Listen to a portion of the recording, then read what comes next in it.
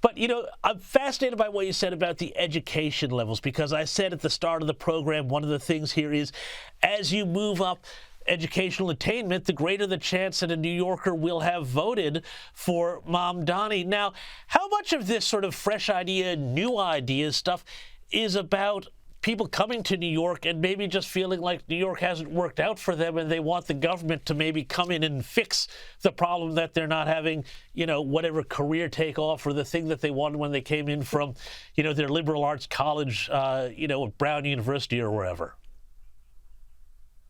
Well, I think that's a great theory, James, and I bet you that accounts for some of it. And we do know that, very white liberal enclaves where people with those kind of degrees live, those areas voted even more for Mamdani than other areas. But there's also a reverse side of the coin to that, which is the less time people have been in New York City, the more likely they are to vote for Mamdani.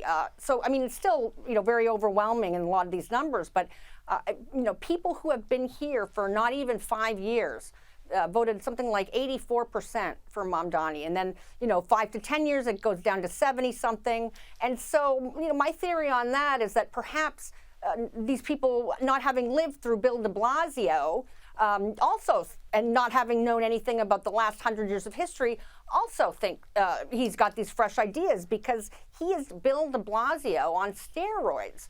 And I can tell you, by the time Bill de Blasio left office, every New Yorker hated him. And that was one of the things I learned when I first moved here myself from Washington, D.C., was that anywhere you want on the political spectrum, everybody hates de Blasio. Well, yeah, look. It's kind of amazing to me, that they elect this guy who says that de Blasio is the greatest mayor, we've had. But they haven't been in the city. They didn't see how bad it can really, really get. And it certainly was, crime was out of control. I mean, it's still not great, but, Bill de Blasio was he spent $1 billion giving money to his wife for this mental health program that did absolutely nothing for the people of New York. Well, Bill de Blasio was a disaster as a mayor, but without getting into the sort of the history of that there, what I'm having a lot of people ask me in Australia is, how did they wind up with this guy? You had Andrew Cuomo, you had other Democrats, and people I've talked to in New York say any kind of normal Republican, a Mike Bloomberg type, could have won. Any sort of normal Democrat could have won this.